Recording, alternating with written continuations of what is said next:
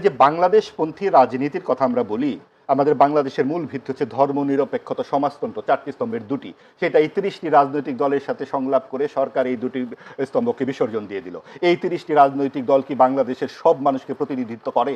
যেই যেই অর্জন বাংলাদেশের মুক্তিযুদ্ধের সবচেয়ে বড় অর্জন, কোন ম্যান্ডেটের ভিত্তিতে সরকার এটা বাদ দিয়ে এখন গণভোটের আয়োজন করছে আপনি দেখুন, এবং সেটার কি প্রচারণা করছে। আজকে ইসি পর্যন্ত বলেছে এই প্রচারণা করতে পারে না সরকারি কর্মকর্তা কর্মচারী। আপত্তির কথাটা বলা হয়েছে যে আজ আজ একজন রাজনীতিবিদের সঙ্গে কথা হচ্ছিল, তারা রাজনৈতিকভাবে জাতীয় পার্টি ছাড়া আরেকটি দল, যেহেতু নাম বলতে চাচ্ছে না তাই আমি বলছি না, তারা বলছে যে আমরা কিন্তু প্রচার করছি না ভোটের পক্ষে। তো আমি বললাম যে এটা কেন, আপনারা লুকিয়ে লুকিয়ে কেন না ভোটের কথা বলতে হবে? আপনারা প্রেস ক্লাবে প্রকাশ্যে যে বলেন না ভোট, তো না, এটা তো ওইভাবে বলাটা ঠিক হবে না। তার মানে যে ভয়ের সংস্কৃতি রাজনীতিতে দেখুন, যে সবসময় কোনটা বললে আমার একটা বিপদ হবে, কোনটা বললে, এই জায়গা থেকেই তো বেরিয়ে আসবার জন্য আমরা মনে করি যে ২৪-এর গণ অভ্যুত্থানের প্রধান প্রত্যয়টা ছিল। কেন একজন মানুষ তার মনের কথাটি বলতে পারবে না? এই জায়গাটিতে বলবার সাথে সাথেই সে হয় জাজমেন্টের শিকার হবে। এখন আপনি বলেই দিবেন যে আপনি গণভোটে হ্যাঁ ভোট দিন, তাহলে ভাই ভোটের দরকারটা কি? তাহলে তো আপনি বলেই দিতে পারেন এটা আমরা করে দিলাম, কারণ তারা যখন, যেহেতু তাদের কথা আমাদের মানতে হবে, এরকম একটা পরিস্থিতি দাঁড়াচ্ছে। এখন এই যে মানতে হবে, এই ম্যান্ডেটটি তারা কোথায় পেলেন? যা বলবেন তাই মানতে হবে। আজকে শুনছি যে ১৮০ দিন নাকি গণপরিষদ হিসেবে কাজ করবে সংসদ। এটাও বা এইভাবে হঠাৎ করে নির্বাচনের ১০ দিন ১২ দিন আগে এভাবে আসছে। অনেকে বলছেন যে এই সরকার আরো ৬ মাস থেকে যাবে, নানান রকম গুঞ্জন গুজবের ডালপালা ছড়াচ্ছে। এতে হয় কি, এতে যে নির্বাচনের যে একটা উৎসব মুখর আমেজ চারপাশে গড়ে উঠছে, সেটা ক্ষতিগ্রস্ত হয়। কারণ সরকারের কাছ থেকে তো আমাদের ন্যূনতম কিছু চাওয়া ছিল, কিছু আকাঙ্ক্ষা ছিল। যেহেতু এটি সরকার রাজনৈতিক সরকার নয়, তারা এমন কিছু উদাহরণ সৃষ্টি করবেন যেগুলো পরবর্তী রাজনৈতিক সরকারের সামনে একটা মাইলস্টোন হয়ে দাঁড়াবে। কি করলেন সরকার? রাজনৈতিক মন্ত্রীদের জন্য ৯,০০০ স্কয়ার ফুটের ফ্ল্যাট বরাদ্দের জন্য সিদ্ধান্ত গ্রহণ করলেন। কি করলেন সরকার? সরকারি কর্মকর্তা কর্মচারীদের ১০০ থেকে ১৪০ ভাগ বেতন বাড়ানোর ব্যবস্থা করলেন।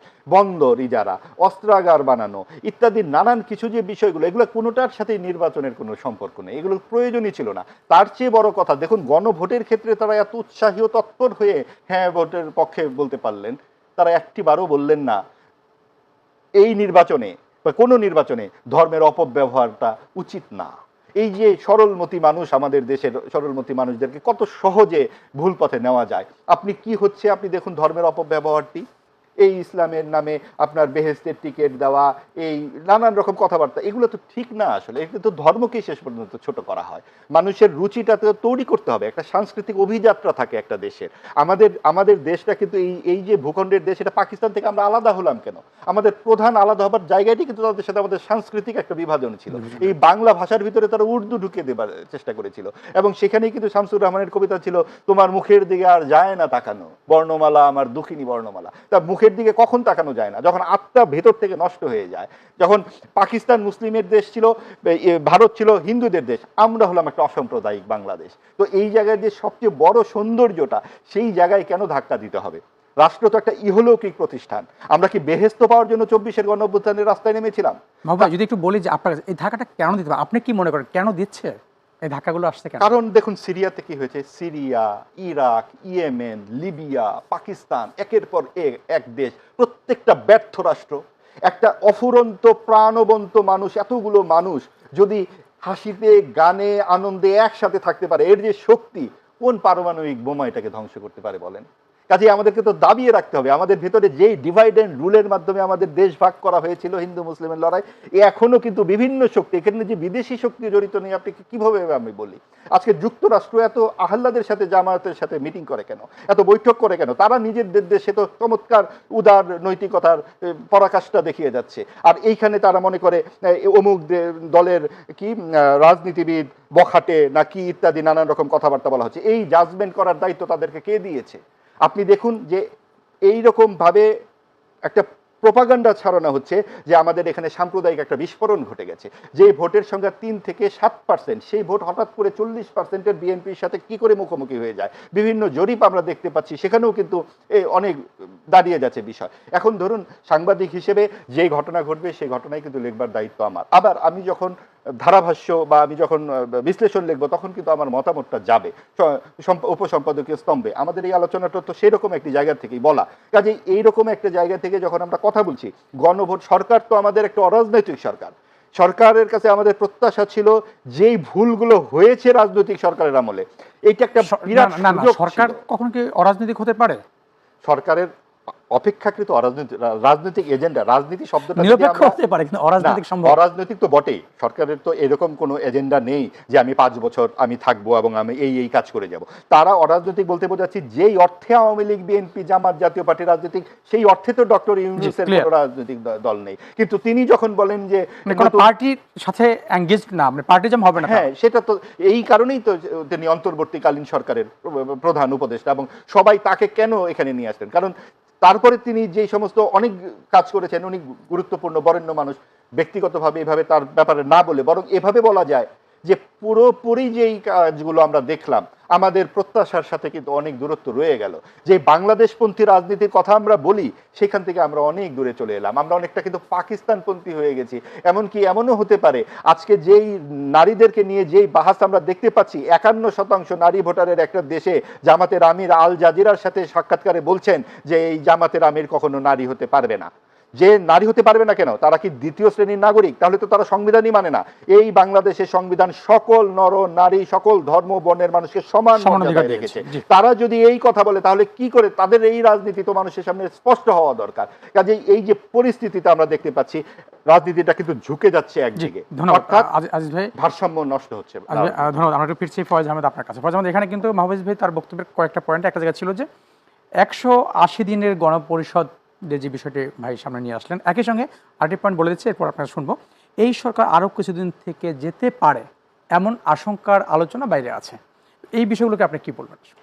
ওকে, প্রথম কথা হচ্ছে আগেই বলে নেই, এটা অনেকটা আমার আত্মপক্ষ সারেন্ডারের মতো। সেটা হচ্ছে যে মাহবুব আজিজ ভাইয়ের বেশ কিছু প্রশ্নের বা বেশ কিছু বিষয়ে আমি ঠিক উত্তর দেওয়ার মতো পজিশনে নেই, কারণ ওনার বেশ কিছু বিষয় আছে খুব পলিটিক্যাল, কোনো পলিটিক্যাল পার্টি হয়তো সেটা রেসপন্স করতে পারে। যেহেতু আমি কোনো রাজনৈতিক দলকে প্রতিনিধিত্ব করছি না, আমি সরকারকে প্রতিনিধিত্ব করছি, সে জায়গায় শুধু সরকারের কাজের সঙ্গে বা সরকারের যে সমস্ত বিষয়ে উনি যে প্রশ্নগুলি তুলেছেন বা যে আলাপগুলি করেছেন সেগুলিতে আমি হয়তো একটু ইনপুট দেওয়ার চেষ্টা করব। ঠিক খণ্ডন নয়, আমি ওনাকে একটু ওনার যদি সংশোধনের কিছু ব্যাপার আছে, যেমন একটা বিষয় প্রথমে আপনারা দুজনে যে আলাপটা করছিলেন যে সরকার রাজনৈতিক, সরকার ডেফিনেটলি সরকার, রাষ্ট্র ইটসেলফ একটা রাজনৈতিক প্রতিষ্ঠান, এটা তো অবশ্যই রাজনৈতিক, দলীয় নয়।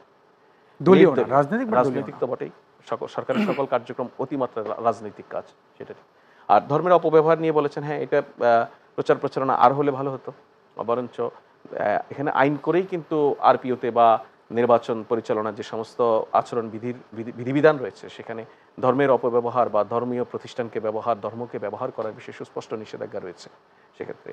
আর 9,000 স্কোয়ার ফিটের মিনিস্টারদের জন্য অ্যাপার্টমেন্ট তৈরি সংক্রান্ত একটা সংবাদের রেফারেন্স করেছেন, এটা ভাইয়ের দোষ না, ভাই ঠিকই বলেছেন, উনি কাগজে পড়েছেন, কিন্তু সরকারের দিক থেকে ইতিমধ্যে এটা ব্যাখ্যা দিয়ে জানানো হয়েছে সরকারের এই ধরনের কোনো পদক্ষেপ নেই, এই ধরনের কোনো উদ্যোগ নেই, এই ধরনের কোনো প্রকল্প নেই। কিন্তু একটা নিউজ হয়েছে, সেই নিউজটা যে সঠিক নয় সেটা সরকার এক্সপ্লেইন করেছেন। কিন্তু রিয়েলিটি এরকমই, আমরা এখানে অনেক ঘটনা দেখি বড় করে আসে, পরে যখন এক্সপ্লেইন করা হয় বা সেটা জানানো হয় যে এটা সঠিক না, সেটা তো ওই অর্থে আর কাভারেজ পায় না। এর ফলে একটা বিপুল সংখ্যক মানুষের মধ্যে ভুল ধারণাটা থেকে যায়, সেই জায়গা থেকেই থাকা। ওরকমই একটা ভুল ধারণার বিষয় হচ্ছে 180 দিনের যে বিষয়টি ভাই বললেন, হঠাৎ করে শুনেছেন না, 180 দিনের বিষয়টি যেটা পরিষ্কার আপনি বলছেন 2-1 দিন ধরে শুনছি এই নির্বাচনের কয়েকদিন আগে, এইটা জুলাই সনদে যে সমস্ত রাজনৈতিক দল স্বাক্ষর করেছেন বা যে সমস্ত রাজনৈতিক দল এই প্রক্রিয়ার সঙ্গে সম্পৃক্ত, ওনারা সবাই জানেন, দেশের সব মানুষকে জানানো হয়েছে এই আদেশে কি আছে।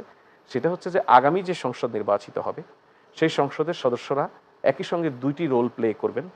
প্রথম 180 দিন সাধারণ একজন সংসদ সদস্যের রোলের পাশাপাশি সংবিধান সংশোধন সংক্রান্ত যে বিশেষ অধিবেশন সেই পরিষদের জন্য দায়িত্ব পালন করবেন, যে গণপরিষদের আদলে বলছে, গণপরিষদের মতো এই 180 দিন।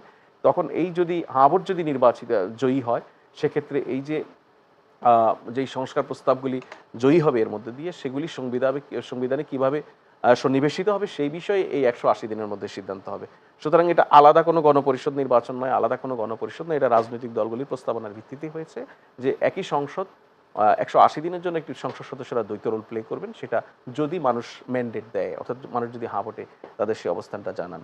আর এটার কারণেই বেসিক্যালি এই রিউমারটা নানানভাবে স্প্রেড হয়েছে যে সরকার বুঝি, এরকমও আমরা দেখেছি যে সোশ্যাল মিডিয়ায় আলোচনা যে গণভোটে যদি হা জয়ী হয় তাহলে এই সরকার থেকে যাবে আরও 6 মাস। এটা থেকে হয়তো কোনোভাবে দাঁড় করানোর চেষ্টা করা হয়েছে আর কি, আমি জানি না এই আলোচনা কীভাবে আসলো। নির্বাচনের মধ্য দিয়ে তো নতুন সরকার দায়িত্ব গ্রহণ করবে, এটা খুব স্বাভাবিক প্রক্রিয়া। তো কিছু জিনিস আছে খুবই লেইম, মানে খুব নিম্ন শ্রেণীর রিউমার, এগুলি তো মনে হয় আমার একটা ন্যাশনাল টেলিভিশনে বসে আলাপ করার কিছু নেই। আর গণভোট বিষয়ে আপনি শুরুতে যে আলোচনাটা করছিলেন, true যে গণভোটের বিষয়টা কি, গণভোটের বিষয়টা হচ্ছে এখন নির্বাচন কমিশন আপনি বলছেন একটা নির্দেশনা জারি করেছে, বা এটা ঠিক কাকে পাঠিয়েছে, কিভাবে জারি করেছে এখন আমি পরিষ্কার নয়। সব তবে- রিটার্নিং কর্মকর্তাদের কাছে রিটার্নিং কর্মকর্তারা যদি, তাহলে সেক্ষেত্রে এমন হতে পারে যে রিটার্নিং অফিসাররা তো সরাসরি নির্বাচন কমিশনের অধীনে কাজ করছে, তারা ইলেকশন কন্ডাক্টের দায়িত্বে আছে। এমন হতে পারে, আমি জানি না পুরো বিস্তারিত, যে যারা সরাসরি নির্বাচন প্রক্রিয়ার সঙ্গে সম্পৃক্ত তারা গণভোটের বিষয়ে কোনো পক্ষে অবস্থান নেবেন না, এরকম কোনো নির্দেশনা হতো। আর যদি পুরো সরকারের সকল কর্মকর্তা কর্মচারীর জন্য তো এটা হয়ে থাকে, তাহলে সরকার নিশ্চয়ই এটা রেসপন্স করবে খুব শীঘ্রই। নির্বাচন কমিশন তো সাংবিধানিক প্রতিষ্ঠান, তারা নির্বাচনের সময় দায়িত্ব পালন করছে, তারা যদি সুনির্দিষ্ট কোনো কিছু বলার থাকে, সরকারের সেখানে যদি এক্সপ্লেইন করার থাকে করবে। তার মানে এই নোটিশের আগে গভর্নমেন্টকে কোনো কিছু তারা ইনফর্ম করেনি? দেখুন, এটা ইলেকশন কমিশনের কাজ না সরকারকে ইনফর্ম করে কিছু করতে হবে। ইলেকশন কমিশন সাংবিধানিক প্রতিষ্ঠান, টোটালি ইন্ডিপেন্ডেন্টলি সেসব সিদ্ধান্ত নিতে পারে। এখানে সরকারকে ইনফর্ম করে তাকে ওই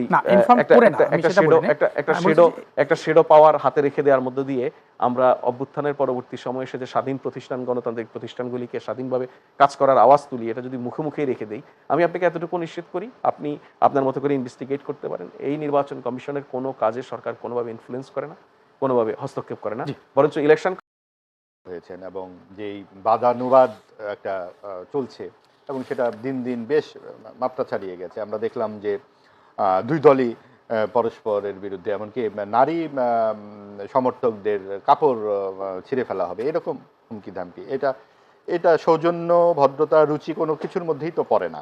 এবং যেই পরিস্থিতি যাচ্ছে সামনে, এটা আমার মনে হয় যে এটা নির্বাচন কমিশন থেকেও বলা উচিত যে ভাষা ব্যবহার এবং আক্রমণাত্মক ভাষা ব্যবহারের ক্ষেত্রে শাস্তি বিধানেরও থাকা দরকার, জরিমানা ইত্যাদি এই বিষয়গুলো। তো আমরা অবশ্যই প্রত্যাশা করব যে যত কিছু হোক, যতই আমরা না পাওয়ার কথা বলি, কি পেতে যাচ্ছি এই দিকে যদি আমরা একটু চোখ রাখি, যে অনেক দিন পর এবার অন্তত রাতের বেলা ভোট হবে না, আমিডামি ভোট হবে না, এবং জোরপূর্বক দখলবাজিটা হবে না। যেহেতু অনেকগুলো মিডিয়া এবং সবারই হাত মুখ খোলা, আমরা এবার একটি প্রকাশ্য এবং মানে অবাধ ভোট দেখব। যদিও সংখ্যাটি থেকে যাচ্ছে এইরকম যে এমন কিছু কিছু ঘটনা ঘটিয়েছে সরকার, যে আমরা যতই তার উপরে আস্থা রাখতে চাই না কেন, কোথায় যেন গিয়ে হোঁচট খেয়ে যায়।